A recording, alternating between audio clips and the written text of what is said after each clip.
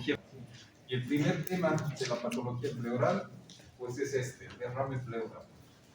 Aunque ustedes no crean, el derrame pleural es bastante frecuente. Pero el derrame pleural, yo les pregunto a ustedes, ¿será una patología o será un signo que acompaña a otras patologías? Es un signo, ¿no es cierto?, que acompaña a otras enfermedades. Por lo tanto, el hecho de diagnosticar este signo es sumamente importante porque nos está indicando de qué tipo de patología está desencadenando el derrame pleural. Pero antes de considerar qué es el derrame pleural, cómo lo vamos a diagnosticar, cómo se clasifica, cuál es la fisiopatología, es importante ver o hacer un recuerdo anatómico de lo que es la pleura. Ustedes saben que la pleura es una membrana serosa, Existen diferentes membranas serosas en nuestro organismo. Está la membrana pericárdica, la membrana peritoneal, la membrana sinovial, y la pleura es una membrana serosa. Esta membrana serosa, como la mayor parte de todas las membranas serosas de nuestro organismo, pues se divide en dos, como ustedes pueden ver acá. Se divide en una pleura parietal y en una pleura visceral. ¿Por qué se llama la pleura parietal? Porque precisamente esta membrana serosa está cubriendo la pared torácica de la cavidad, ¿no es cierto?, la estructura ósea. Pero no solamente cubre eso, como vamos a ver más adelante. Y luego tenemos la pleura visceral, que como su nombre dice, es aquella membrana serosa que está cubriendo o forrando, si ustedes quieren, lo que va a ser el pulmón. Y esta membrana visceral, como está cubriendo todo lo que es el pulmón, pues también llega a introducirse dentro de las cisuras interlobales del pulmón para también cubrirlas con pleura visceral. Entonces no se olviden de que la pleura visceral, además de cubrir todo el pulmón, también está cubriendo o está forrando lo que van a ser las cisuras que separan entre un lóbulo y otro lóbulo. Existe una gran diferencia entre lo que es la pleura visceral y lo que es la pleura parietal. En primer lugar, la pleura visceral no tiene receptores nerviosos, no tiene fibras nerviosas sensitivas. ¿Y eso tendrá importancia, jóvenes, sí o no? Sí. ¿Por qué? ¿Quién me puede decir? Fíjense lo que estoy diciendo. La pleura visceral, la que cubre el pulmón, no tiene fibras nerviosas sensitivas. ¿Sería igual que decir no tiene fibras sensitivas motoras? Acá estamos diciendo no tiene fibras sensitivas, fibras nerviosas sensitivas. ¿Eso qué tiene que ver? Que no desencadena dolor, o que no transmite el dolor. ¿Me comprenden? En cambio, la pleura parietal es aquella que sí tiene una gran inervación sensitiva y por lo tanto sí transmite el dolor. Por lo tanto, cuando un paciente tiene un dolor de tipo pleurítico, ¿la patología dónde está? Pleura parietal. ¿Me comprenden? Por eso es un mito importante. Otra gran diferencia entre ambas pleuras es que la pleura visceral es más vascularizada, o sea, tiene una vascularidad mayor que la pleura parietal. ¿Ya? O sea, la irrigación es mayor en la pleura visceral que en la pleura parietal. Esa es la gran diferencia. Ahora bien, entre estas dos pleuras va a existir una cavidad mínima, por eso la llaman como una cavidad virtual, una pequeña cavidad, pero que contiene un líquido, que va a ser el líquido pleural. Esta pequeña cavidad más o menos tendrá un espesor que han podido medir y que está entre 10 a 20 micras. O sea, imagínense, es una cavidad pequeña que a simple vista, a nuestros ojos naturales, sin microscopio, pues no la podemos percibir. Y podemos decir, no, pues es una sola capa. Pero en realidad existe una pequeña cavidad. Y esta pequeña cavidad de 10 a 20 micras de espesor contiene un líquido, que es el líquido pleural. ¿Qué cantidad de líquido pleural tenemos todos nosotros que estamos en condiciones normales, en condiciones fisiológicas? ¿Qué cantidad? 15 a 20 por cada hemitórax, porque tiene que ser 15 a 20 en el lado derecho, 15 a 20 en el lado izquierdo. En otras palabras, tendríamos entre 30 y 40 ml en una cantidad, en una pequeña cavidad. No, en total. 10 a 20 micras, imagínense. Existe una fórmula para determinar qué cantidad de líquido pleural tiene cada persona. Y esa fórmula está en base al peso. Ustedes tienen que entender de que no es bueno manejar constantes, a no ser que sea necesario manejar una constante. Entonces, la cantidad de líquido pleural que existe es totalmente individual. Y está en base a una fórmula. La fórmula dice, la cantidad de líquido pleural está entre 0,1 ml a 0,2 ml por cada kilogramo de peso en cada hemitórax. Entonces, no sé, a ver, dependiendo del peso que cada uno tenga, vamos a suponer una persona, un paciente que tenga un peso de 60 kilogramos, ¿cuánto tendrá como mínimo y cuánto tendrá como máximo? 20 ml en un hemitórax y otros 20 ml en otro hemitórax. ¿Me están entendiendo, jóvenes? Pero la pregunta está ahí. ¿Cómo es posible que tanta cantidad, son 40 ml de líquido pleural, podamos tener en una pequeña cantidad? ¿Cuál sería la explicación? La reabsorción. No está ahí los 20 ml, ¿no es cierto? Hemos dicho que es individual, sino que esos 20 ml están en constante intercambio, no se están acumulando, porque en el momento en que se acumula, eso ya no es normal, eso es patológico, y eso es lo que constituye lo que va a ser el derrame pleural. ¿Me están entendiendo, jóvenes? Por lo tanto, tiene que haber una pequeña cantidad que logra quedarse. ¿Cuánto es esa pequeña cantidad?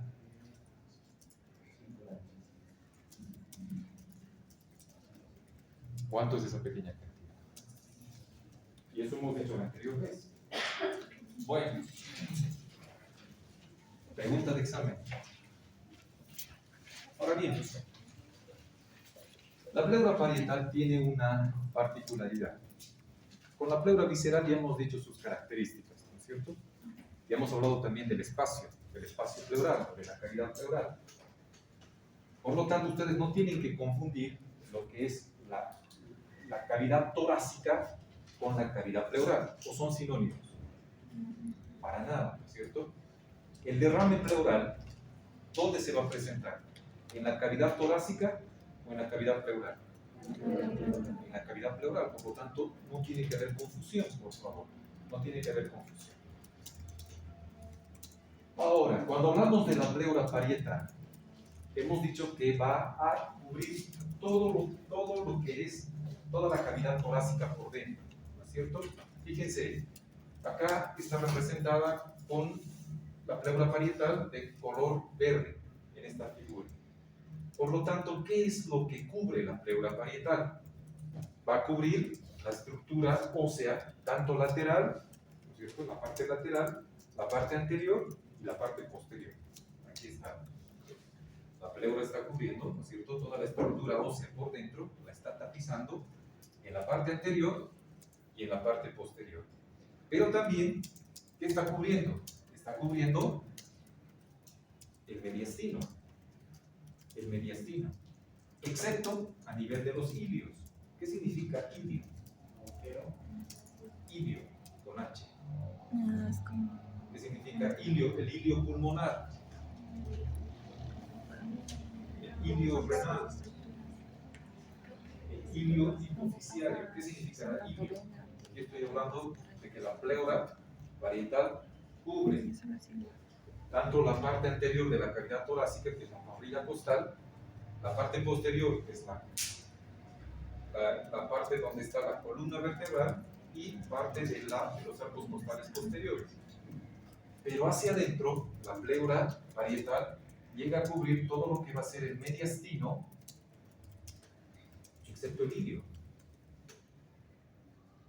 Y después salta el ilio y cubre todo lo que va a ser, lo que va a estar en contacto con el pericardio y ambos diafragmas.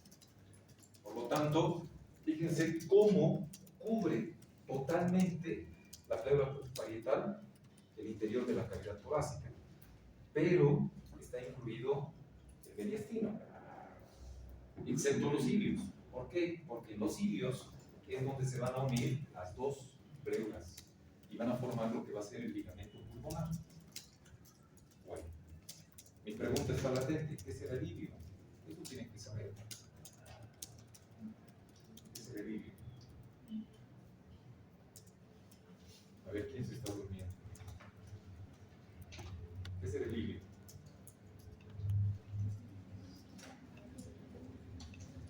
A ver, Cristian.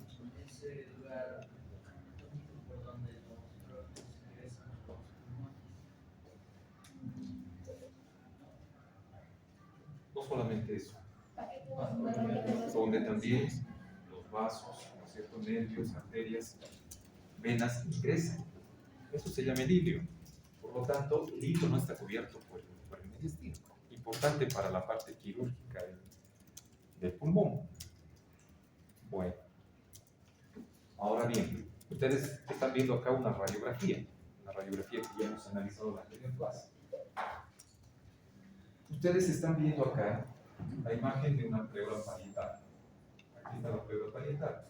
La pleura parietal, en caso de que esté inflamada, debería tener una imagen, una densidad mucho más brillante, es decir, radiopaca. Tal es así que si existe un edema en la cavidad, incluso podemos encontrar la cisura. Y en algunos pacientes, por engrosamiento, por la edad, también se puede encontrar la pleura parietal en la cisura como un hallazgo normal. Pero más aún si es que existe un derrame pleural. Ahora bien, la pleura parietal, como cubre toda la cavidad torácica, va a empezar a formar reflexiones, ¿ya? Es decir, a medida que va cubriendo, va empezando a formar ciertas reflexiones, que se las denomina como fondos de saco. Es como un bolsillo, ¿ya? Una reflexión. Y acá vamos a tener, en primer lugar, el fondo de saco costofrénico, que se llama con más propiedad, con mayor propiedad, el seno costofrénico. Entonces, un fondo de saco o denominar seno es exactamente lo mismo. No sé si ustedes se acuerdan cuando veían anatomía, espero que sí, tal vez han pasado virtual, pero han debido ver el cráneo que tiene ciertas cavidades que se las denomina senos, ¿no es cierto? Los senos frontales, senos etmoidales, esfenoidales, que son cavidades. Entonces un seno es una cavidad, ¿ya? Y forma como un fondo de saco. Por lo tanto, estas estructuras que forman como reflexiones que desciende y vuelve a subir, está formando un fondo de saco. Este fondo de saco se denomina fondo de saco costofrénico o costodiafragmático. ¿Es importante? Es muy importante. ¿Por qué es importante? ¿Quién me puede decir? ¿Por qué? ¿Por qué? A ver. La anterior clase, mi compañero me dijo que en la radiografía hay que nombrar si existe derrame. Porque esta es la zona con mayor declive. Por lo tanto, por gravedad, cuando el paciente está en bifedestación, es la primera zona que se va a borrar, que se va a volver radiopaca, ¿no es cierto? Por lo tanto, el seno costofrénico, ya sea derecho o izquierdo, son sumamente importantes, porque es la zona más declive. Por otro lado, forma también repliegues en el vértice pulmonar, que se va a denominar como la cúpula pleural. Pero también vamos a tener otros fondos de saco que están al lado de la 50 cardíaca, y van a ser los fondos de saco cardiofrénico. Entonces, fíjense, tanto en la parte posterior como en la parte lateral se pueden ver todos esos senos. El seno costofrénico, o también denominado costo diafragmático, y el cordiofrénico, o también denominado cardiodiafragmático. Pero también existe otro que va a denominarse como cuando está revistiendo la cúpula pleural, el vértice pleural, que va a ser la cúpula pleural. Ahora bien, pero fíjense aquí, está formando otro repliegue que no podemos ver en la parte anterior, en la placa PA. Pero aquí está formando otro repliegue que se va a denominar como el seno diafragmático. ¿Está claro, jóvenes? En otras palabras, entra, aquí está el pulmón, ingresa, hace una reflexión y vuelve a formar una formación sacular, donde también existirá ahí la presencia de una cavidad que va a ser el seno diafragmático. ¿Está claro? Pero los más importantes, y el más importante, el que jamás se tienen que olvidar, es sobre este seno costofrénico. Importante. ¿Hasta aquí tienen alguna pregunta? Hemos dicho que la pleura es una membrana serosa. Todas las membranas serosas están formadas por células especializadas que son un tipo de célula epitelial, ¿no es cierto? Que vendrían a ser las células mesoteliales. Todas las membranas serosas. Pero estas células mesoteliales tienen estas tres características. Son células que tienen una actividad metabólica importante. Segundo, están formadas en una sola capa, en una sola hilera. Y tercero, pues tienen una pluripotencialidad. ¿Qué significa eso? Que pueden convertirse en macrófagos. En otras palabras, la palabra no es convertirse, ¿no? Porque parece magia. Pueden diferenciarse. Pueden diferenciarse. ¿Por qué decimos que estas células mesoteliales tienen esta característica de ser activas? En primer lugar, cuando se ve al microscopio, se ve que estas células mesoteliales son células grandes que en algunas oportunidades pueden ser cúbicas, otras pueden ser planas y en otros pueden ser cilíndricas. Fíjense, no es que todas las células mesoteliales de la pleura van a ser planas, eso es falso. O todas las células mesoteliales de la pleura, tanto visceral como parietal, son cilíndricas y otras cúbicas. No. Existe diferencia de acuerdo a la elasticidad que tenga la capa que está por debajo, que es la capa, está la membrana basal y está la capa de colágeno. En otras palabras, dependerá de cuánto ejerza la función respiratoria un paciente. Por ejemplo, será lo mismo que las células mesoteliales de la pleura. Estoy hablando de la pleura. Será lo mismo que una célula mesotelial de la pleura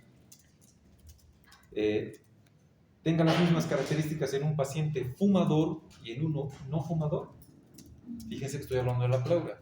La pleura entrará en contacto con el humo. La pleura entra en contacto con el humo del fumatérico. ¿Entra o no entra? ¿Por qué dudan? ¿Por qué dudan a estas alturas? No debería haber duda, deben decirme sí, no. ¿Entra o no entra? ¿La pleura entra en contacto con el humo? Jamás, ¿no es cierto? Pero fíjense que en los fumadores, por las sustancias que están inhalando, y esas sustancias van por vía hematógena a todo nuestro organismo, pues altera la estructura de las células. Será lo mismo unas características de las células mesoteliales en pacientes que tocan trompeta o pacientes que tienen enfisema en comparación con otros que no. El paciente que toca una trompeta, ¿qué es lo que está haciendo? Es- Inspirar, eliminar, ¿no es cierto? Por eso les decía, está en función a la elasticidad y a la actividad que va a tener el tejido que está por debajo de la membrana basal, que es un tejido de colágeno. Eso es lo que hace que las células de la capa mesotelial varíen. Por eso algunos se presentan como células planas, otros como células cúbicas, cilíndricas, etcétera, etcétera. Pero lo que no varía es que son células activas, con un aparato de Golgi grande. ¿Eso qué significa? Que pueden sintetizar gran cantidad de moléculas, como vamos a ver adelante, que pueden producir reabsorción y excreción de líquido. Por eso son muy activas. Y que están dispuestas en una sola hilera. Eso no cambia de acuerdo a la actividad. Están dispuestas en una sola hilera. Bueno, por otro lado, estas células pueden convertirse en macrófagos, es decir, pueden diferenciarse, como decía su compañera, de acuerdo al tipo de defensa frente a una afección que tengan. Las células, en su extremo basal, van a descansar sobre una membrana basal. Y debajo de esa membrana vamos a encontrar una capa de tejido conectivo, con matriz extracelular y todo lo que van a hacer las células del tejido conectivo. Pero además, este tejido conectivo que está debajo de la membrana basal de las células mesoteliales tienen los capilares que van a dar la irrigación a la pleura. Este tejido conectivo, además de tener los vasos sanguíneos, que son los capilares, van a tener los vasos linfáticos, pero que van a tener una característica en cuanto a la producción de linfa y a los vasos linfáticos, que es totalmente diferente entre la pleura visceral y entre lo que es la pleura parietal. ¿Ya? Eso es en su extremo basal, pero en su extremo apical, el extremo apical está en contacto con la cavidad pleural, pues tienen vellosidades. Las células mesoteliales de la pleura tienen vellosidades. ¿Para qué? Para poder absorber líquido. Principalmente las células de la pleura visceral. Entonces, acá ya tenemos una diferencia, ¿no es cierto?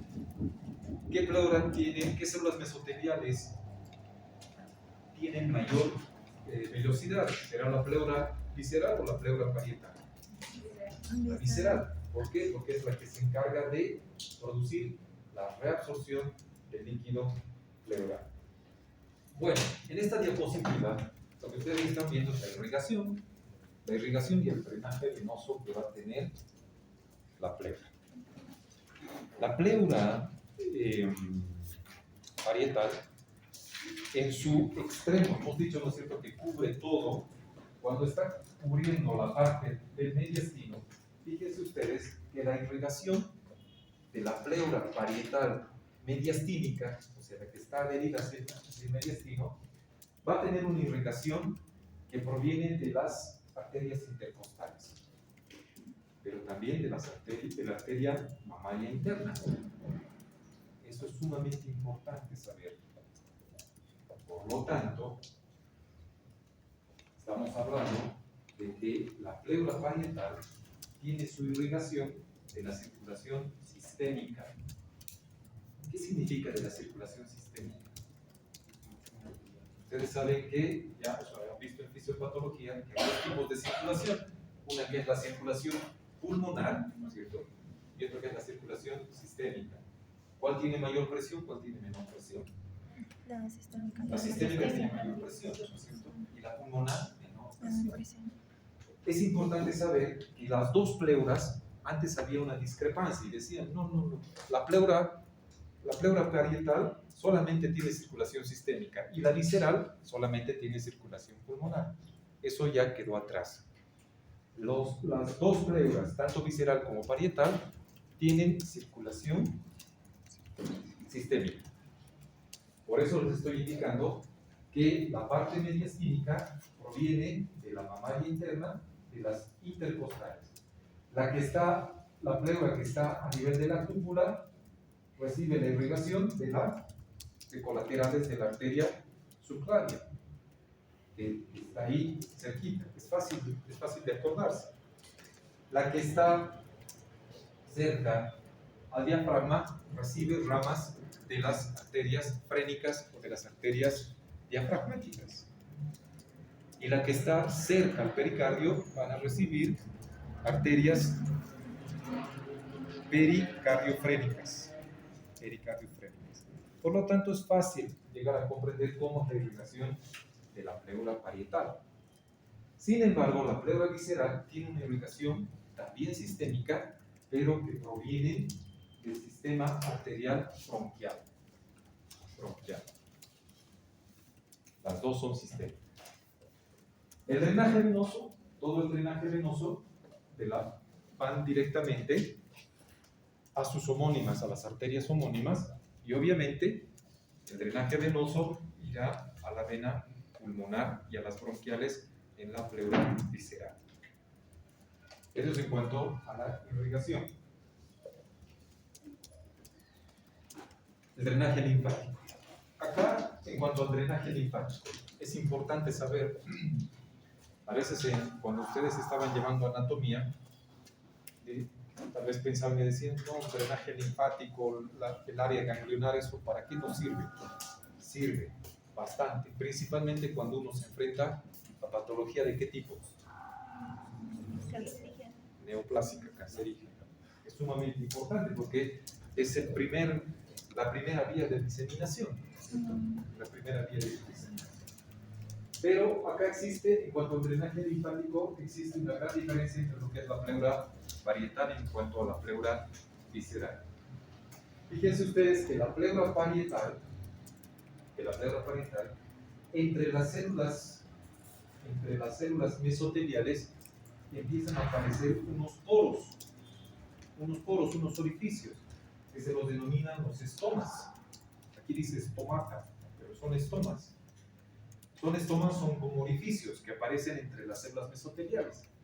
Y estos estomas tienen conexión con vasos linfáticos que van a terminar en lagunas linfáticas que van a ser drenadas por los vasos linfáticos. Entonces, una característica de la pleura parietal en cuanto a su drenaje linfático, vuelvo a repetir, es la presencia de estos estomas. Por lo tanto, ¿qué nos está tratando de decir este drenaje linfático? ¿Cuál será la importancia? De que el líquido pleural que se produce todos los días en todos nosotros se reabsorbe gracias a estos estomas, a las lagunas linfáticas y a los vasos linfáticos que van a ir a drenar su contenido hacia la linfa, y eso se va a repartir por todo el sistema circulatorio. En cambio, la pleura la visceral, ¿tiene los estomas? No tiene los estomas. Esa es la gran diferencia. Ahora bien, todo esto que recoge, todo el líquido que recoge la pleura parietal a través de los estomas, lagunas, vasos linfáticos, van a ser drenados a los ganglios paraesternales, ganglios que van a estar aledaños al diafragma, ganglios infraclaviculares, supraclaviculares. En otras palabras, cadena ganglionar paraesternal, cadena ganglionar diafragmática, cadena ganglionar infraclavicular, supraclavicular. Ahí drena todo lo que está recogiendo la pleura parietal. En cambio, lo que drena, los vasos linfáticos que drenan la pleura visceral, se van a ir a este conducto. Es el conducto torácico. ¿Dónde acaba el conducto torácico?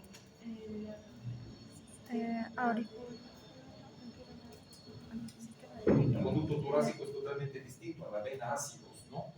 Sí. ¿O es lo mismo? ¿O es el origen? es totalmente distinto. ¿Dónde acaba el conducto torácico?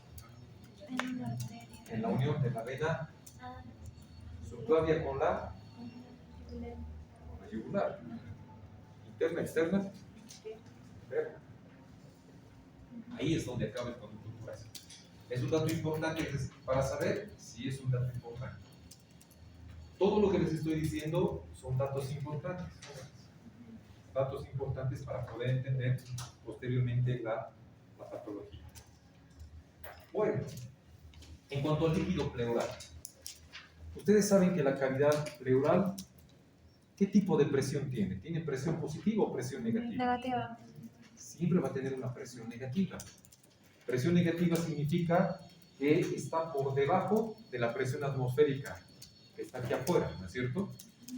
Esa presión negativa, gracias a esa presión negativa, el pulmón puede ejercer su función, puede colapsarse y otra vez poder expandirse, ¿no es cierto?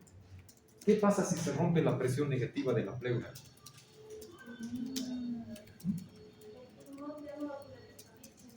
Se va a colapsar y eso se llama Atelectasia. pero,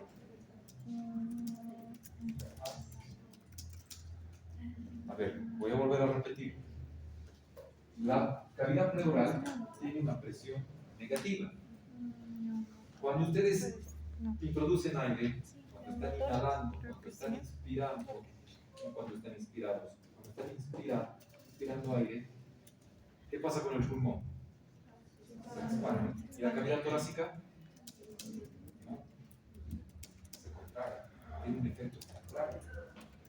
Eso llega a crecer, a crear una presión negativa. Sí, pero se adelantó la respuesta. Pero cuando el pulmón se expande, la cavidad torácica se contrae. Cuando el pulmón se contrae, la cavidad torácica se expande. Por lo tanto, eso llega a crear una presión negativa. Presión negativa que es mucho más intensa en el vértice que en la parte de las bases. Entonces, existe una presión negativa y eso favorece a que el pulmón se vuelva a expandir.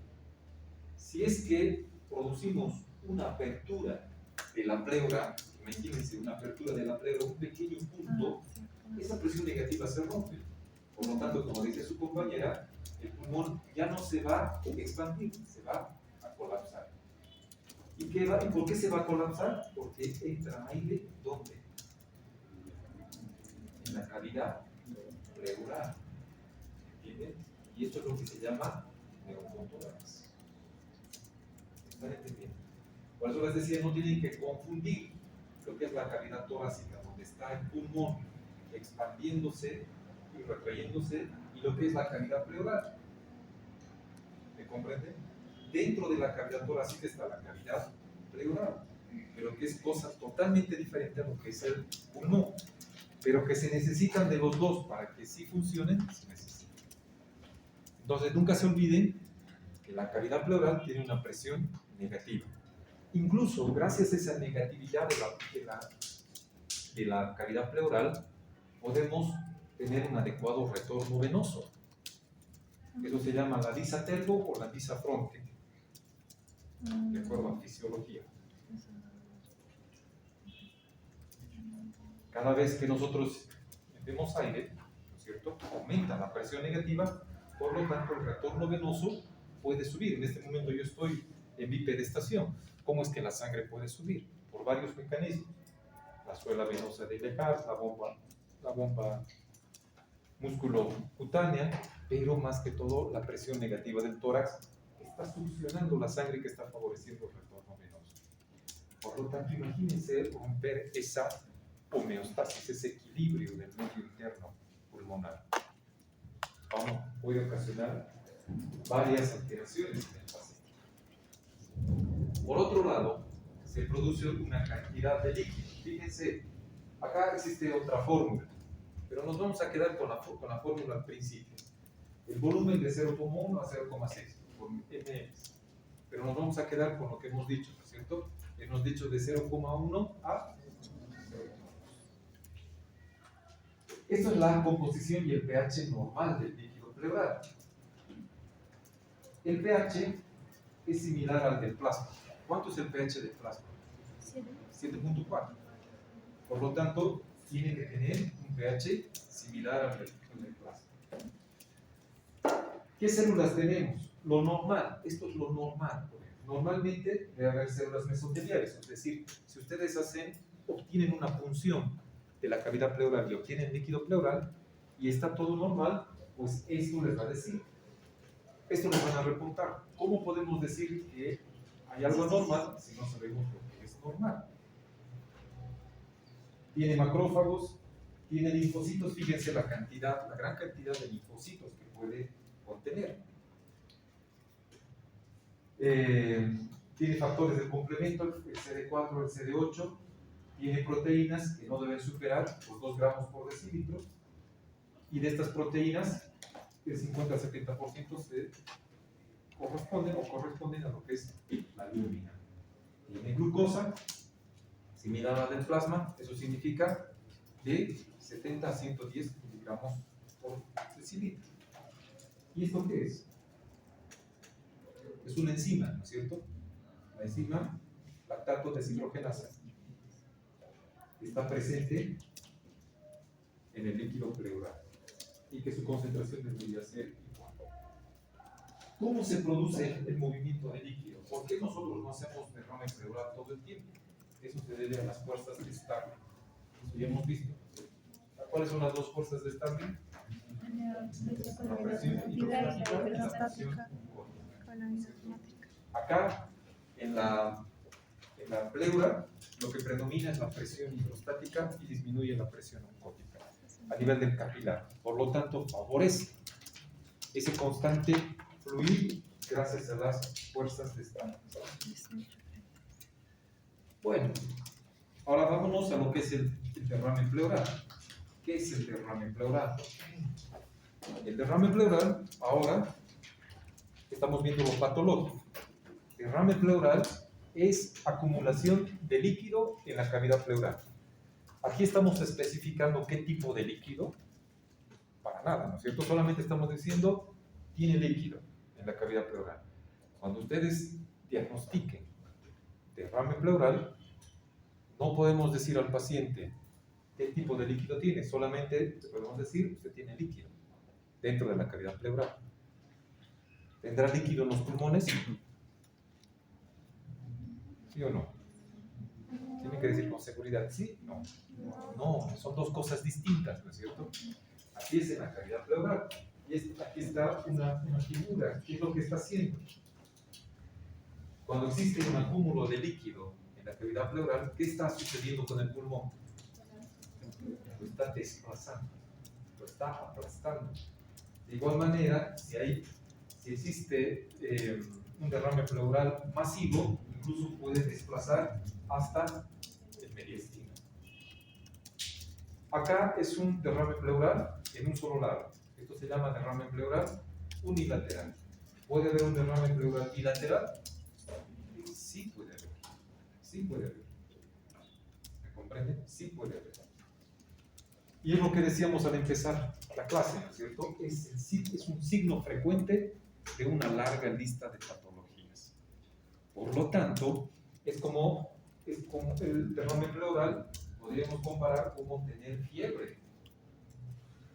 Causas de fiebre, no podemos empezar a enumerar, ¿cierto? Causas de tos, causas de dolor.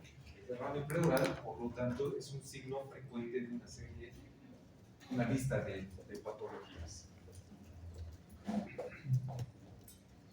En cuanto a la fisiopatología, ¿por qué se produce el derrame pleural? Hemos dicho incremento de la presión hidrostática. Incremento de la presión hidrostática. ¿En qué casos? ¿Qué dice ahí? Entre paréntesis. Insuficiencia cardíaca congestiva. Insuficiencia cardíaca congestiva. Ustedes ya saben la fisiopatología, ¿no es cierto? La insuficiencia cardíaca congestiva es donde existe una falla de bomba. Por lo tanto, si es congestiva, ¿qué lado del corazón está fallando? ¿Corazón derecho o corazón izquierdo? Corazón derecho.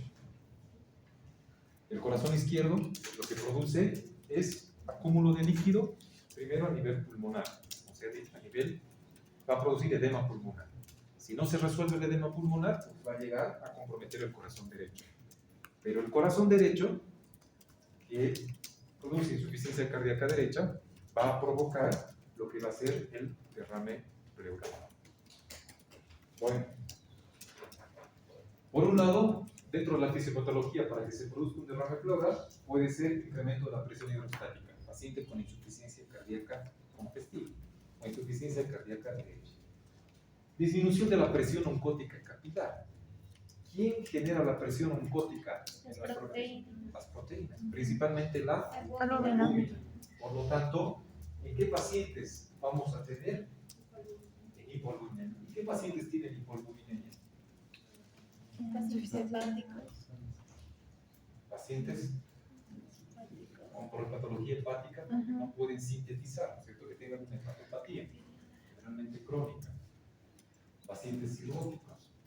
¿Pero qué otro tipo de pacientes? Si no tiene hepatopatía, enfermedad renal por... Correcto lo que dices. El renal, nosotros filtramos proteínas. Entonces, ¿el renal qué hace? Por daño glomerular va a tener proteinuria. Entonces va a disminuir. Si disminuye las proteínas, disminuye la albúmina. Si disminuye la albúmina, disminuye la presión oncótica y por lo tanto va a haber edema. No solo derrame pleural, sino va a haber también un edema generalizado. Como comprenderán, nos está dando la alarma, nos está dando las luces de lo que puede suceder en el paciente. Pacientes desnutridos, malnutridos, también pueden tener derrame pleural. Bueno, cuando disminuye la presión oncótica, el derrame puede ser unilateral o bilateral.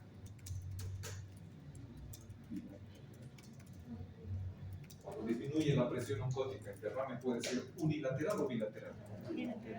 Bilateral, no va a decir insuficiencia cardíaca derecha, todo derecho. Derrame pleural derecho, no es así, ¿cierto? Va a ser bilateral. Aumento de la permeabilidad capilar. ¿Quién produce el incremento de la capilaridad o alteración de la membrana capilar? ¿Qué proceso patológico? La inflamación. La inflamación se caracteriza por un incremento de la permeabilidad capilar. Por eso dice procesos inflamatorios. Pero también se ha visto que existe un incremento del aumento de la permeabilidad capilar en procesos neoplásicos. Lamentablemente, casi el 50% de los pacientes que vienen con derrame pleural tienen procesos neoplásicos. Vamos a ver más adelante cuál es la característica. Cuando existe una disminución del drenaje linfático por obstrucción, todo el drenaje linfático que hemos descrito puede ser que esté obstruido. ¿Por qué causas? Puede ser fibrosis, la fibrosis de la pleura. No estoy hablando de fibrosis pulmonar, estoy hablando de fibrosis pleural. ¿Ya? Que incluso en la parte quirúrgica podemos ocasionar, pero vamos a ver más adelante cómo. Y por tumores, generalmente por metástasis. Disminución del drenaje linfático. Cuando existe una disminución de la presión del espacio pleural, atelectasia. ¿No es cierto? Hemos dicho que el pulmón tiene que expandirse y retraerse para mantener una buena presión negativa. Si el pulmón está colapsado, pues la presión negativa se rompe y se empieza a llenar de líquido por un segmento. Puede ser que un segmento del pulmón se haya atelectasiado y por lo tanto ese segmento es como que dejar un espacio y eso rompe la homeostasia y entra a formar acúmulo de líquido. Esto es otra cosa importante, y jamás se tiene que olvidar. Paso de líquido peritoneal a través de los linfáticos diafragmáticos. Esto es frecuente. En el área quirúrgica nosotros vemos esto con mucha frecuencia. Cuando hay un proceso un proceso quirúrgico, un proceso abdominal inflamatorio.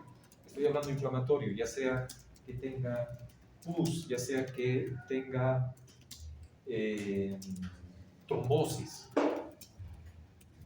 Cualquier proceso, el líquido asítico va a drenar a través de los estomas de la pleura parietal que están en contacto con el diafragma, todo ese material, y por lo tanto, por continuidad, puede producir derrame pleural. A veces nos rompemos la cabeza, tiene derrame pleural, no sabemos la causa, se empiezan a descartar todas las causas, pero resulta que el paciente puede tener un absceso sufrénico, un absceso hepático, ¿me comprenden? Que puede, por irritación, por continuidad, irritación de la pleura por obesidad en la cavidad abdominal, puede llegar a producir el derrame pleural. Pero nunca se olviden de los estomas, que hemos descrito que también pueden absorber y pueden llegar a producir derrame pleural. Generalmente en posoperados de abdomen, cursan con insuficiencia respiratoria. Nos rompemos la cabeza por saber qué es la insuficiencia respiratoria, pero el foco había sido abdominal, que ha provocado un derrame pleural, y el derrame pleural está colapsando el pulmón y está produciendo insuficiencia respiratoria. Estas son las causas fisiopatológicas. Esto es lo que explica el derrame pleural. Como verán, está muy asociado con la causa, ¿no es cierto? ¿Hasta aquí tienen alguna pregunta? ¿Se entiende o está difícil? ¿Quieres que continúe? Está bien difícil. Pero en ningún momento esta fisiopatología nos puede decir qué tipo de líquido es. Lo que nosotros queremos saber es qué tipo de líquido es para tener una idea diagnóstica. ¿Me comprenden? ¿Cómo es que yo puedo saber si es por incremento de la presión oncótica, por incremento de la presión hidrostática que disminuya la presión oncótica?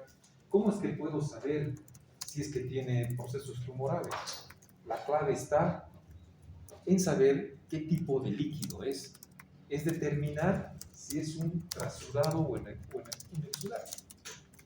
Bueno, ahora yo quiero escuchar de ustedes qué será un exudado y qué será un trasudado. Yo estoy seguro que ustedes han escuchado de estas dos palabras.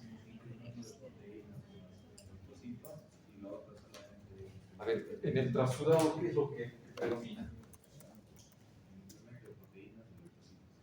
¿Y en el exudado? ¿Qué dice Juan? ¿Está bien lo que dice el compañero? Tiene que haber una diferencia entre lo que es trasudado y exudado. Y eso se lleva en la clase de inflamación. La diferencia entre trasudado y exudado, eso es clave en cualquier líquido, no solamente en la cavidad pleural.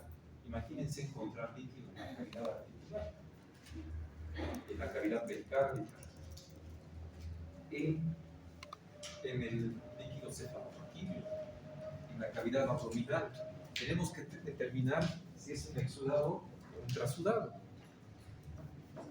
Por eso hay algunos autores que dicen que el derrame pleural se clasifica en derrame pleural como trasudado y derrame pleural como exudado. Trasudativo, exudativo. Eso es fundamental. ¿Qué será un trasudado y qué será un exudado? A ver, su compañero dice, hay una diferencia en cuanto a la composición. Uno tiene mayor celularidad, o sea, mayor cantidad de células, mayor cantidad de proteínas y otros productos químicos, y el otro no tiene. ¿Pero eso qué? O sea, yo puedo pedir el laboratorio, le envío el examen al laboratorio y el laboratorio me dice, el líquido que usted me ha mandado tiene gran cantidad de proteínas, sus células están altas a predominio de neutrófilos, macrófagos, y aquí tienen las sustancias químicas que están en ese líquido. Pero ¿y qué hago con eso? No sé si me están entendiendo. Lo importante es saber si es un trasudado o un exudado. El exudado, jóvenes, para que nunca se olviden, y eso les voy a preguntar en su examen, el exudado toda una vida es inflamatorio. El exudado toda una vida es inflamatorio. Por lo tanto, si el exudado es inflamatorio, el trasudado no es inflamatorio.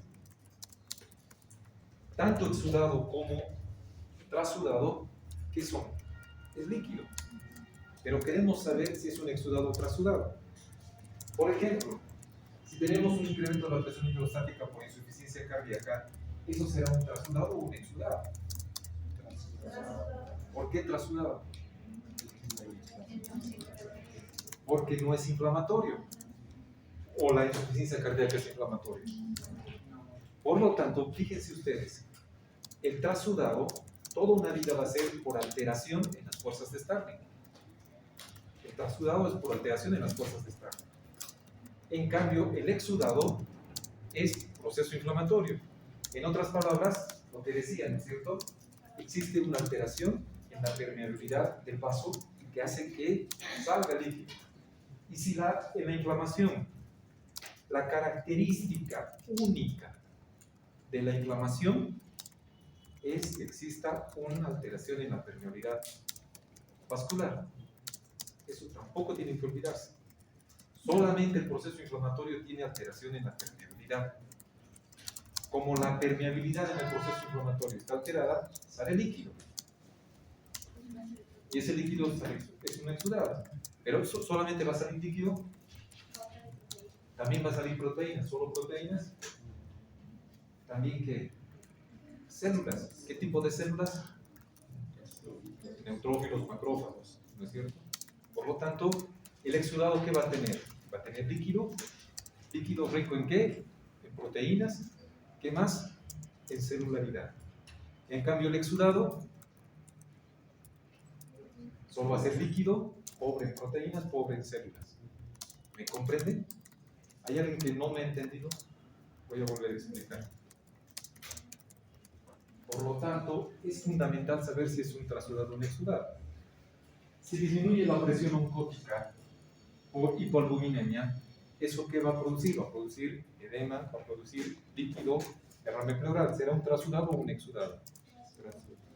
Será un trasudado. Pero si nosotros tenemos un proceso inflamatorio, ya sea un foco paraneumónico o lo que les decía, ya sea paraneumónico o un absceso sufrénico, ese líquido que está acumulando en la pleura será trasudado o exudado. Ese líquido será exudado. Si es un tumor, un cáncer, será exudado o trasudado. Exudado. ¿Me comprenden?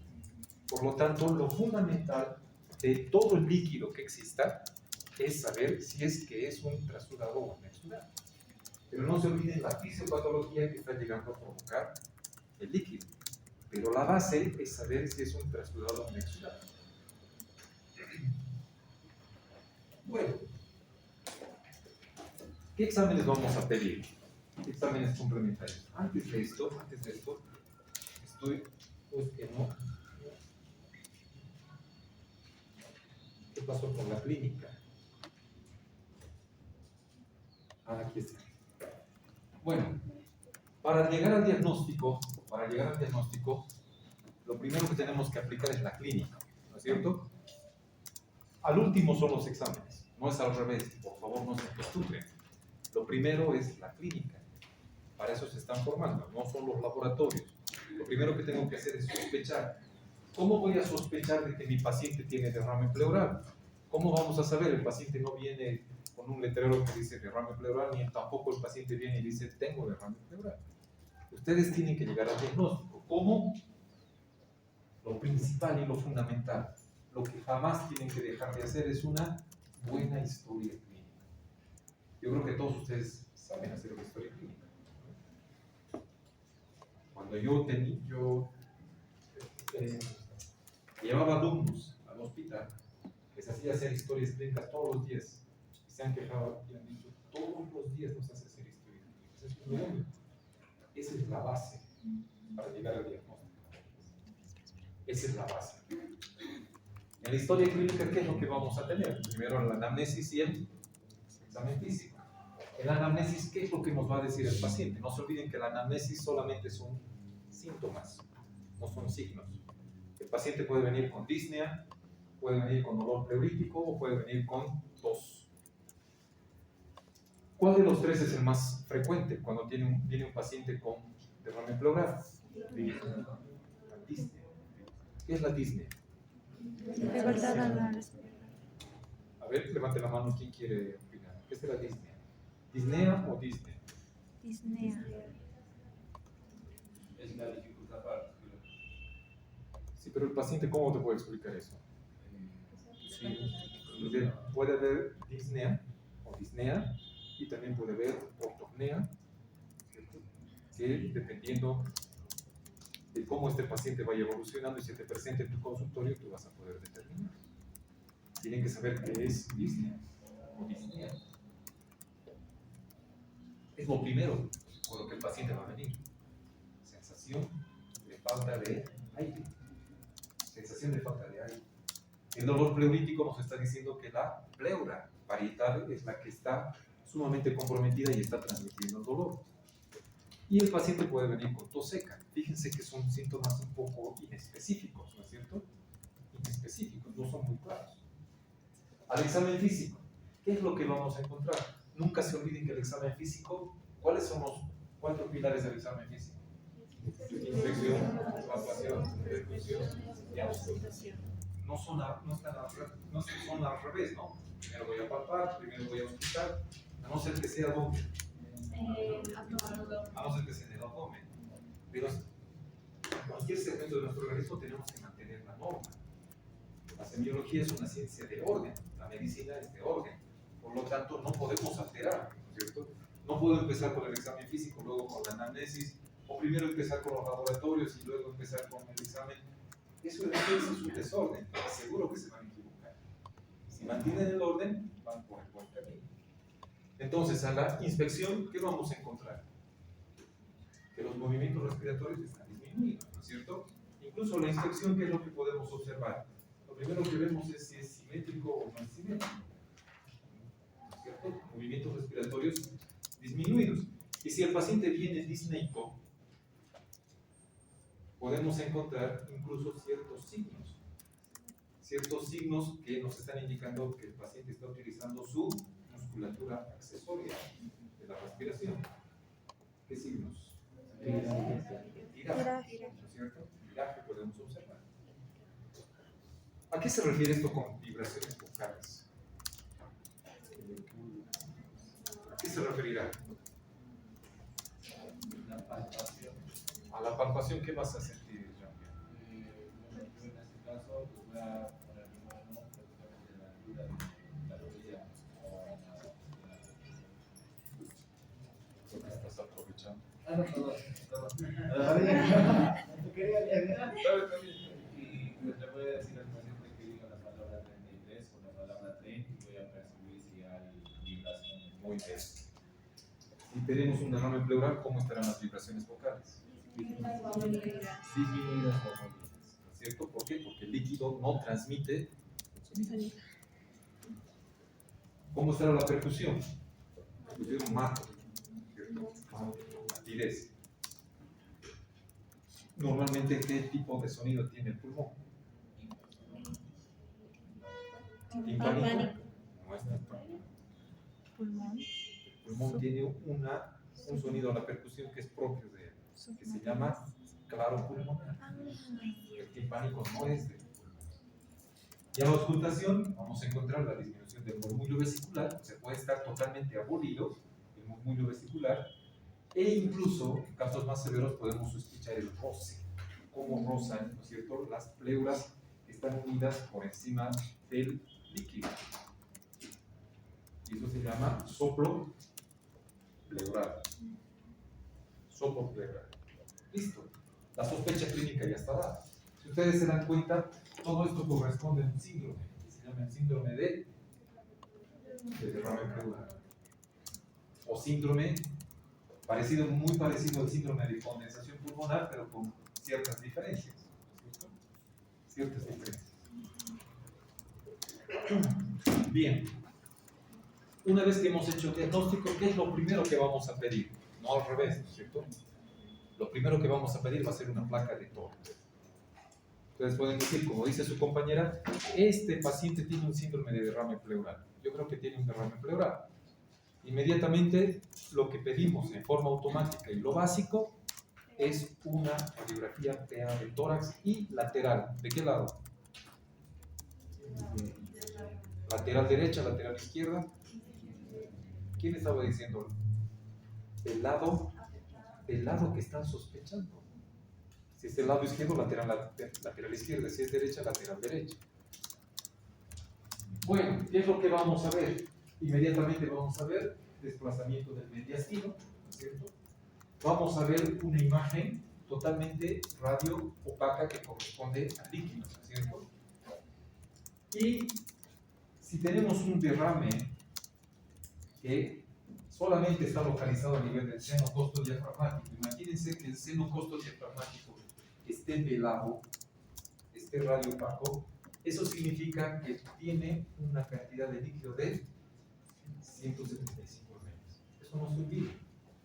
Si esto está velado, si este seno está velado, significa que hay una cantidad en la cavidad pleural de 175 ml. Acá, ¿cuánto será? ¿Se puede cuantificar? No, no voy a decir el campo y voy a decir, no, aquí yo creo que debe haber unos 2 litros. No, no es así. Pero lo que estamos viendo es que la cavidad pleural, que era virtual, ha empezado a ensancharse. ¿Y qué está haciendo con el pulmón?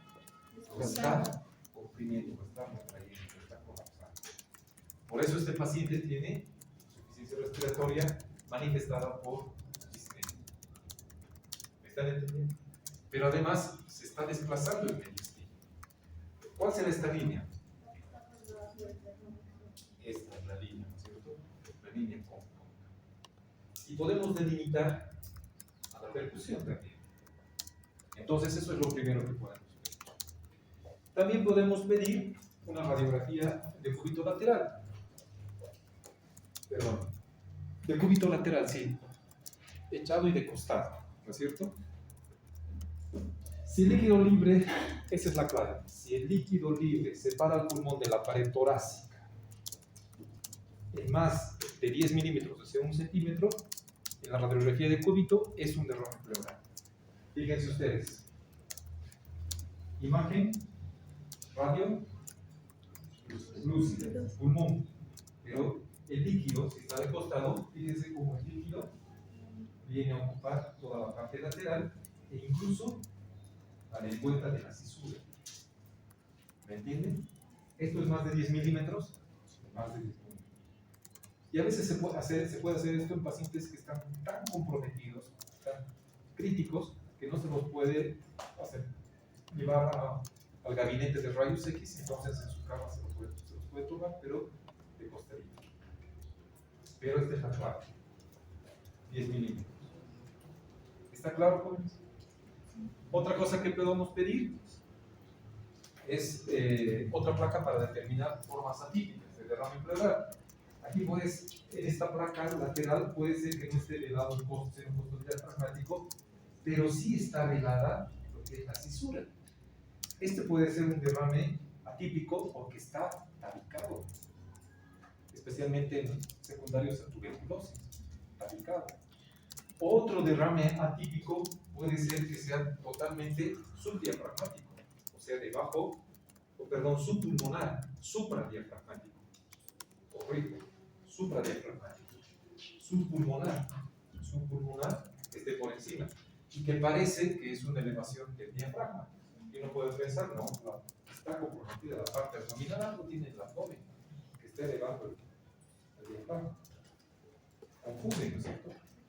Pero en realidad el acúmulo de líquido es subpulmonar, supradiafragmático.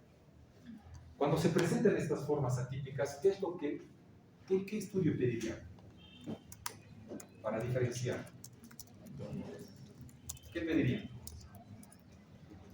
Ecografía. Les he dicho que la ecografía es fundamental para patología de pleura. La ecografía puede detectar hasta 5 ml de líquido. O sea, fíjense qué especificidad y qué sensibilidad tiene la ecografía para patología de pleura. Hasta 5 ml puede detectar.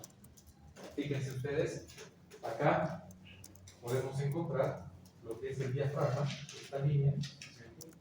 Acá ya hablamos de Anecoico es esto, negro, ¿no es cierto? Anecoico, hipoecoico, que es un tono de gris, e hiperecogénico, que es la parte más brillosa. Aquí tenemos una línea hiperecoica, que es el diafragma. Acá tenemos una lengüeta pulmonar que está como flotando. Y esto se ve muy bien en vivo y en directo, en tiempo real. A medida que va respirando se ve cómo flota en el líquido en la ecografía. Por lo tanto, ¿una ecografía nos puede diagnosticar derrame pleural? Sí, nos puede diagnosticar. Pero no se olviden que es operador dependiente, que depende de quién haga la ecografía. ¿Nos puede descartar o nos puede confirmar derrames atípicos? Sí, aquellos que están encapsulados, aquellos que solamente pertenecen a una cisura.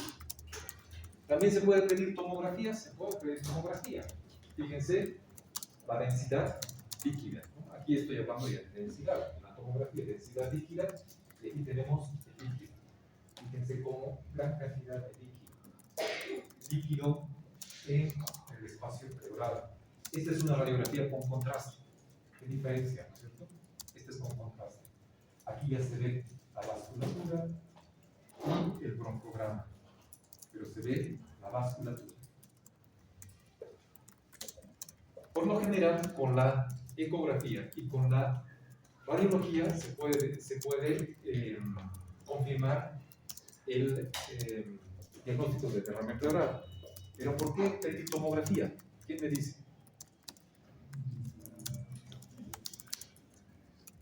Para ver que la causa no sea tumoral. Bueno, hasta aquí hemos identificado cómo podemos diferenciar entre un exudado y trasudado en la práctica. Por radiografía podemos decir es trasudado o exudado. Por la tomografía, por la ecografía, no. Hasta el momento no. Solamente hemos seguido el protocolo, ¿no es cierto? La secuencia que ustedes tienen que seguir. Pero la toracocentesis es lo que nos va a decir. En otras palabras, derrame pleural es igual a toracocentesis. Todos ustedes tienen que estar capacitados para hacer una toracocentesis. Todos. No es necesario ser cirujano. Todos tienen que hacer una toracocentesis. Entonces, ¿qué material vamos a utilizar? Es un procedimiento invasivo. La cirugía, nunca se olviden que es un procedimiento invasivo. Se define cirugía como el tratamiento pronto de las enfermedades. Entonces, este es un procedimiento de cirugía menor, cirugía mínima, pero es invasivo. ¿Qué vamos a utilizar? Anestésico local. ¿Por qué vamos a utilizar anestesia local? Porque tenemos que infiltrar el lugar donde vamos a hacer la punción. Y también infiltrar la pleura que es más dolorosa. ¿Qué pleura? La vamos a infiltrar para que no duela. Vamos a utilizar antisépticos, ¿no es cierto? Porque no vamos a contaminar. Vamos a utilizar una aguja y un catéter de plástico. Vamos a usar una llave de 3 vías. ¿Han visto alguna vez esta llave de 3 vías? Se supone que dentro de la cavidad pleural tiene que entrar aire o nada. Nada, ¿no es cierto? Entonces, cada vez que nosotros conectamos nuestra jeringa, fíjense que está el catéter que va a introducir a la cavidad pleural. Aquí está la llave de 3 vías y aquí está la jeringa. Con la jeringa aspiramos el líquido, cierro la llave de 3 vías, entonces ya no hay contacto, saco la jeringa, vacío, otra vez conecto, abro la llave y mantengo el flujo, pero nunca permito que ingrese aire. Por eso es fundamental tener los materiales, no hacerlo como sea. Una jeringa de 30 a 50 ml es suficiente con una cantidad de 20 ml. El laboratorio no necesita más para saber si es trasudado o exudado. El laboratorio nos va a decir, ¿no es cierto?, si es trasudado o exudado. Una mesita de noche para que se apoye el paciente, bolsas reproductores, incluso dice un equipo de ultrasonido, si es que se puede contar. Bueno, ¿dónde vamos a hacer la toracocentesis? Fíjense primero la posición. Ahí está en su mesita de noche. Lo ideal es que el paciente esté así, si permite, ¿no es cierto? La mayor parte de los pacientes, aún estando críticos, pueden tener esa posición. Agachado, ¿no es cierto? Para exponiendo todo lo que es la espalda. ¿Cuál va a ser el lugar de función elegido para hacer una toracocentesis? Va a ser la línea subescapular. O sea, la escápula tiene un vértice, un ángulo. Y la línea que pasa a través del vértice de ese ángulo escapular es la línea escapular. Ahí es donde vamos a utilizar y es el lugar de elección, es el lugar predilecto. ¿En qué espacio? En el sexto y en el séptimo espacio intercostal. ¿Por qué elegimos ese espacio? Para no lesionar. ¿Qué está debajo del diafragma? El hígado, ¿no es cierto? En el lado derecho. Y en el otro lado, el estómago y el vaso y el colon, ¿no es cierto? Por lo tanto, no tenemos que entrarnos a la cavidad abdominal. Por eso elegimos el sexto y el séptimo espacio intercostal. Si utilizamos la línea axilar posterior, que es el otro recurso, línea axilar anterior, línea axilar media, línea axilar posterior. Aquí está la línea axilar anterior, la media, y esta es la posterior. Esta es la clavicular. Si utilizamos la línea axilar posterior, vamos a hacer un poco más altos. Quinto y sexto espacio intercostal. Para evitar la cavidad abdominal. Imagínense pinchar el hígado. Pinchar el hígado o pinchar el estómago, o el colon o el vaso. ¿Hasta aquí está claro? Bueno, ¿cómo se realiza ahora? ¿Cómo vamos a realizar la toracocentesis? Primero la asepsia, la antisepsia, colocamos el campo quirúrgico. Obviamente todo tiene que estar como si fuera una cirugía, así como les han enseñado en cirugía 1 o técnica quirúrgica. Se tiene que aplicar un campo quirúrgico, ahí está un campo fenestrado, y se tiene que producir la infiltración. Se debe infiltrar el anestésico local en el lugar donde vamos a hacer la punción. Hay mucha controversia. Hay algunos autores que dicen, no importa si te pegas o no te pegas al borde superior e inferior, no pasa absolutamente nada. Sin embargo, puede haber lesión del paquete vascular intercostal. Por eso, la aguja tiene que pegarse al extremo superior de la costilla, nunca al extremo inferior. ¿Por qué? Porque por el extremo inferior va el paquete vascular y nervioso, ¿cierto? Podemos provocar una lesión. Por lo tanto, la aguja se introduce y a medida que vamos introduciendo, lo vamos aspirando hasta llegar a la cavidad pleural que está llena de líquido. Inmediatamente vamos a aspirar el líquido.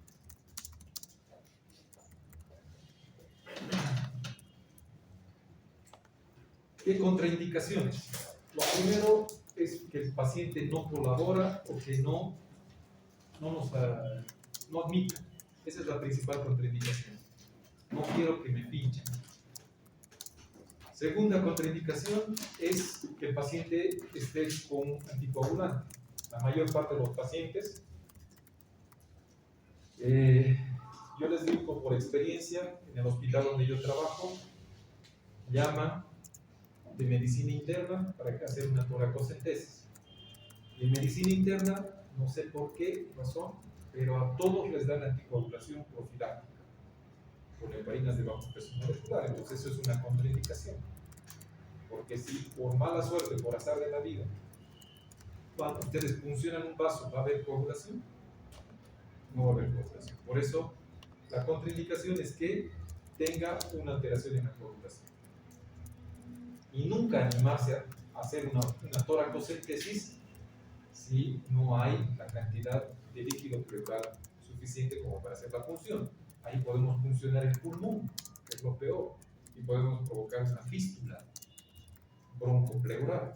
¿Comprenden? Por lo tanto, tiene que estar por encima del seno costodiafragmático. Por encima del seno costodiafragmático.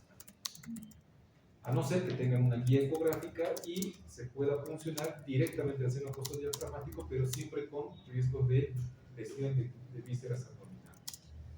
¿Qué complicaciones podemos tener? Hemorragia, neumotórax, función hepática o esplénica, lo que decía su compañera, hipotensión no por la hemorragia que podamos provocar, sino por un reflejo vagal. La inervación de la pleura está dada principalmente por el nervio frénico. El nervio frénico tiene una estimulación vagal, por lo tanto inmediatamente puede provocar bradicardia, lipotimia e hipotensión. Esto último que dice edema de pulmón ex vacuo, si es que sacamos en forma rápida, ¿me entienden? Edema de pulmón, podemos hacer que el pulmón se insufle bruscamente y podemos provocar un edema de pulmón. Por eso la evacuación tiene que ser lenta, con calma, sin apuro. Una vez que tenemos el líquido pleural, lo llevamos a analizar y hacemos un estudio citológico, un estudio primero bioquímico, citológico y microbiológico. Y para determinar si es un trasudado o un exudado, estos son los criterios que ustedes tienen que ver. El laboratorio les va a decir si tiene proteínas, si hay LDH, ¿ya? Y ustedes tienen que aplicar estos criterios de Light, que están en todos los libros, están en el internet, pero tienen que saber esto. De acuerdo a estos criterios, y no va más allá de lo que hemos dicho, ¿no es cierto? El exudado siempre va a tener celularidad, siempre va a tener LDH y siempre va a tener proteínas altas. Bueno, antes de continuar, en el tiempo restante, quería mostrarles así rapidito, una toracocentesis. A ver, veremos si se puede.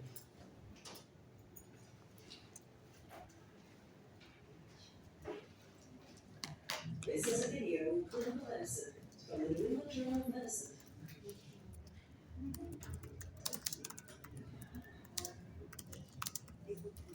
No se ve, ¿no?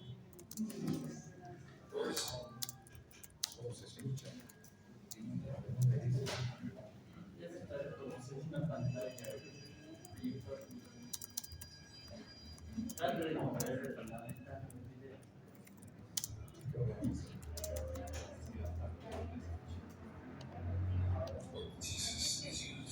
Ahí está, fíjense, el derrame. Ahí está el derrame, ¿cierto? Y diagnosticado por la radiografía, es un derrame masivo, ¿no es cierto? Desplazamiento de todo el mediastino. Fíjense cómo el fotón aórtico está a un lado. La clínica es rutinaria. Contraindicaciones aquí, warfarina. ¿Qué es la warfarina? Anticoagulante. Un anticoagulante lipomarínico, un anticoagulante oral.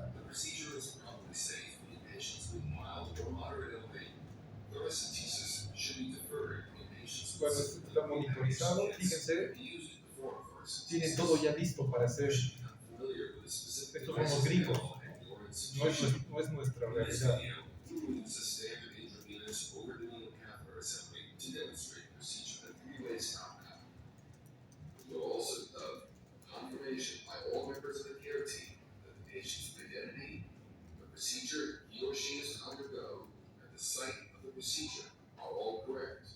Fíjense el lugar que ha elegido, ¿no es cierto? Va a ser el lugar más frecuente y el ideal, que es la línea escapular. La posición.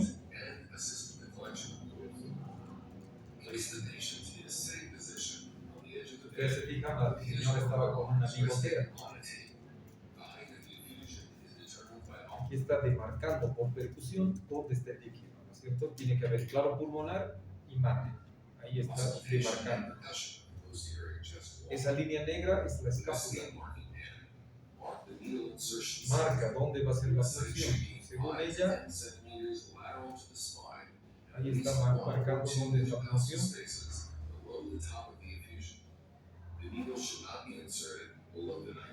Se puede confirmar con ecografía.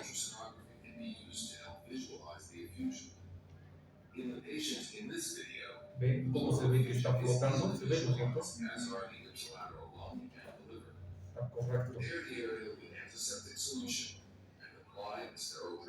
Hace la sepsia y antisepsia, está infiltrando la piel, está infiltrando la piel.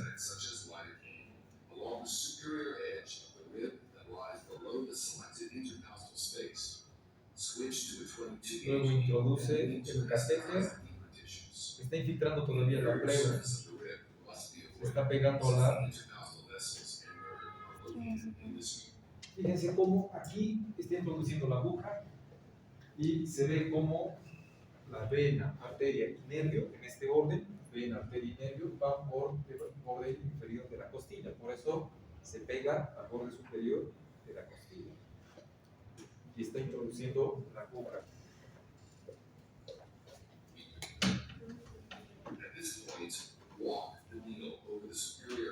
Todavía sigue infiltrando, y ahora va aspirando hasta llegar a obtener el líquido. Ahí está. Inject more anesthetic at this point to anesthetize the highly sensitive parietal pleural. Note the depth of penetration and then withdraw the needle.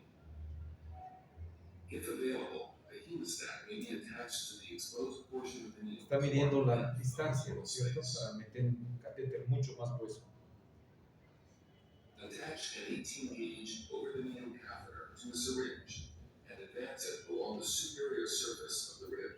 Keep pulling back on the plunger as you proceed to the predetermined depth of the pleural space. Once fluid is aspirated, immediately stop advancing the needle and guide the plasma. No saben cómo les alivia. When the catheter is fully inserted, remove the needle as the patient exhales or hums. The exposed hub of the catheter should be covered immediately with your finger to prevent the entry of air into the pleural space. Next, attach the three-way stop cup Con la válvula de 3 vías. and continue to aspirate fluid. When the syringe is full, adjust the stop. Cuando lo que aspira es hemorrágico, si ustedes aspiran es hemorrágico, ¿cómo podemos diferenciar si es un vaso o no es un vaso?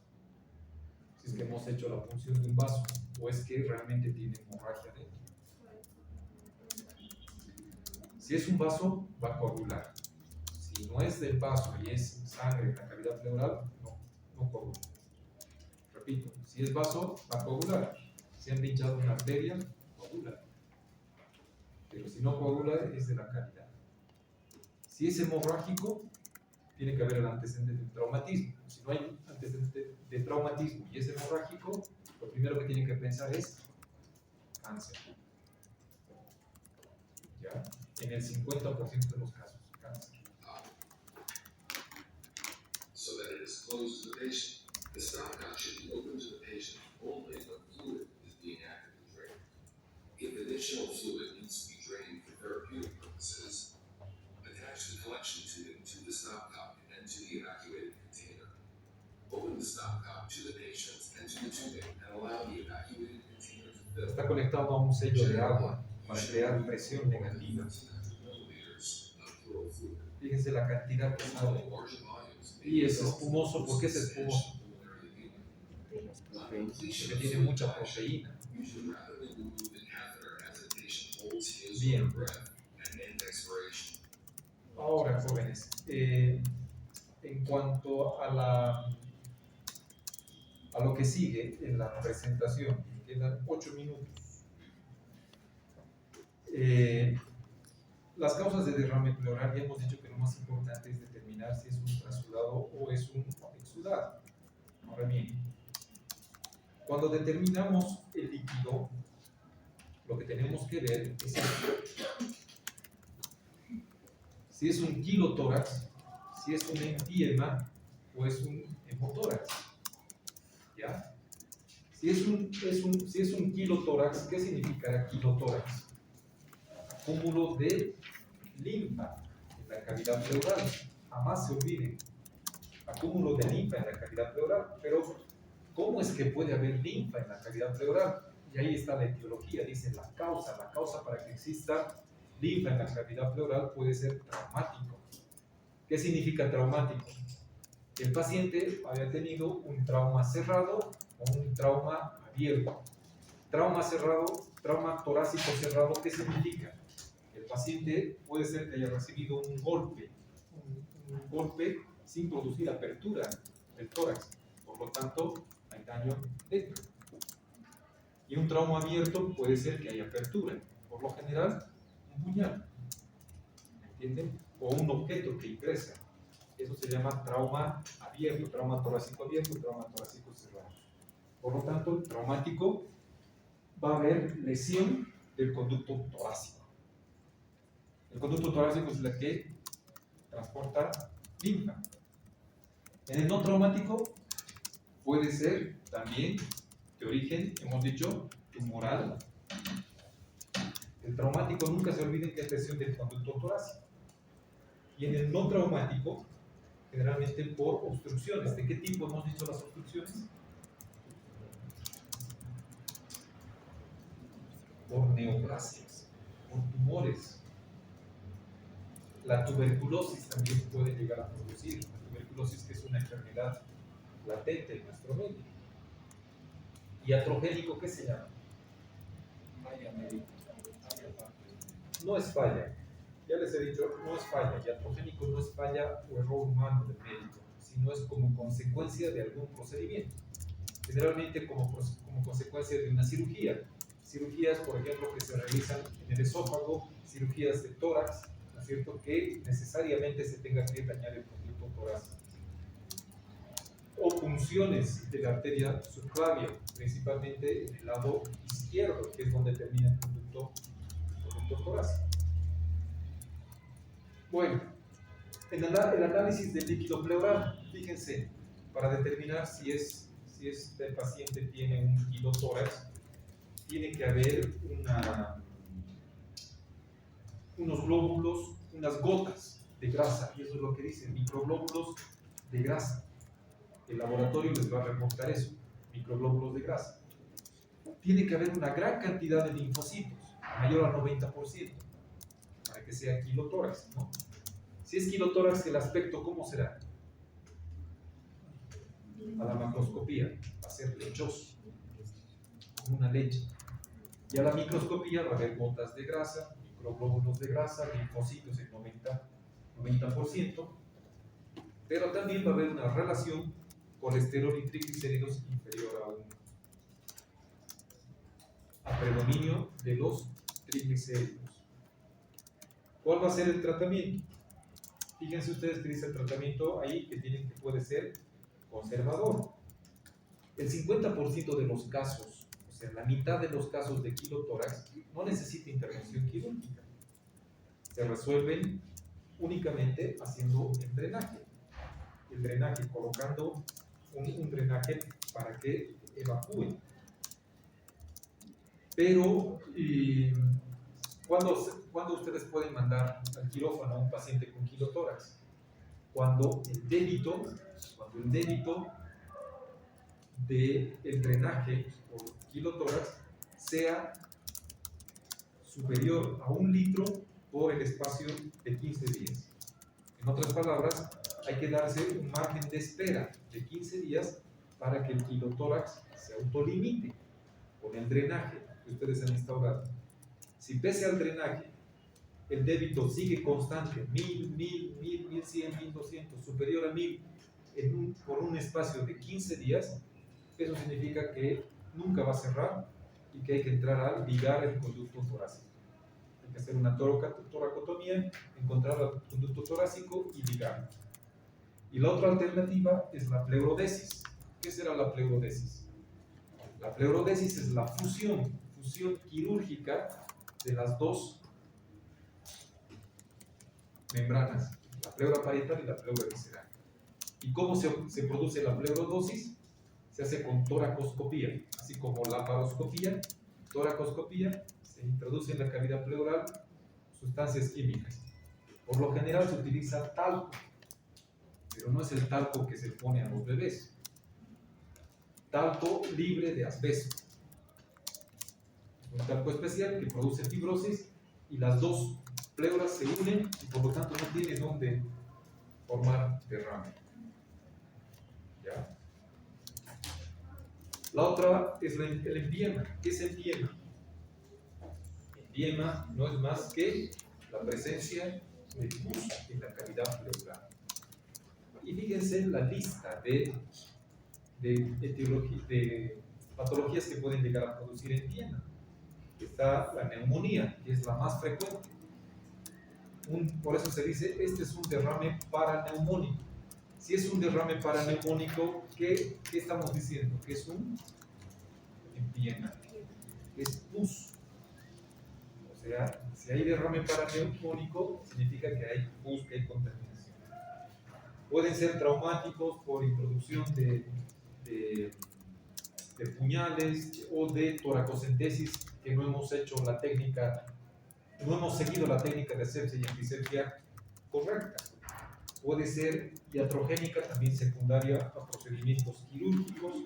Puede ser cuando el paciente está con sepsis, en inmunodeprimidos, o lo que hemos comentado, ¿no es cierto?, el paso a través de infección a través del diafragma por un absceso subfrénico.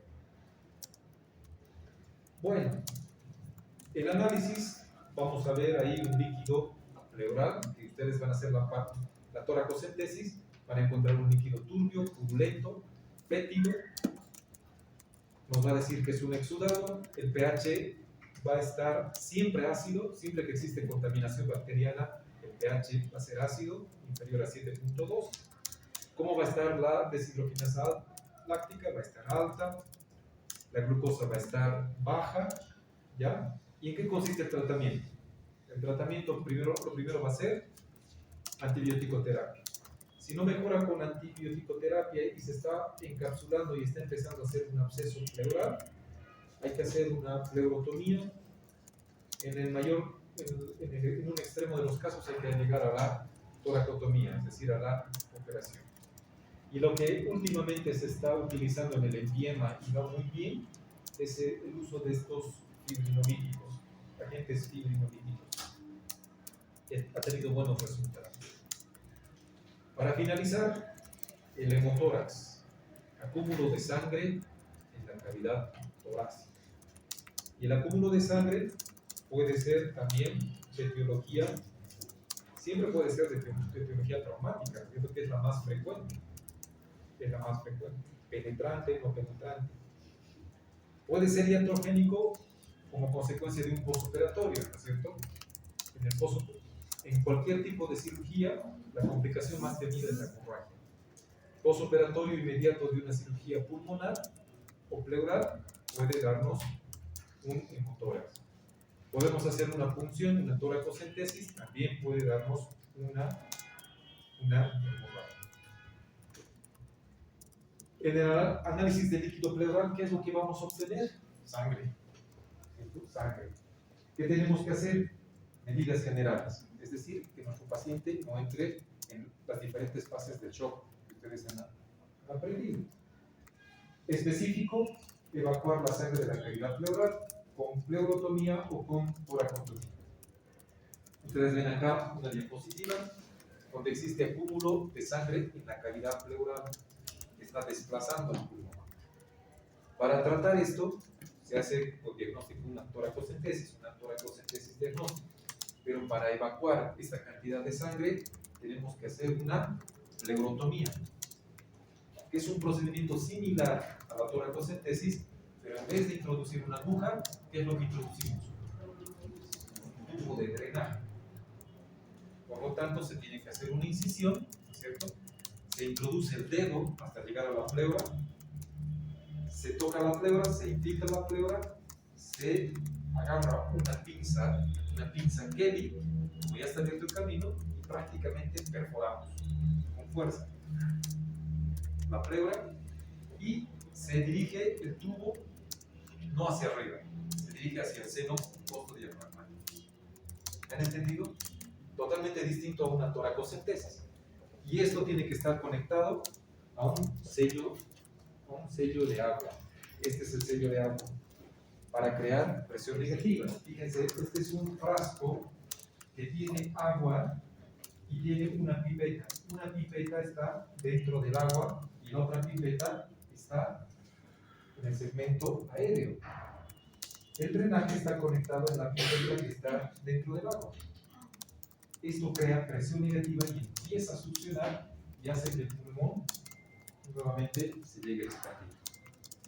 ¿Me han comprendido? Listo, jóvenes. ¿Alguna pregunta?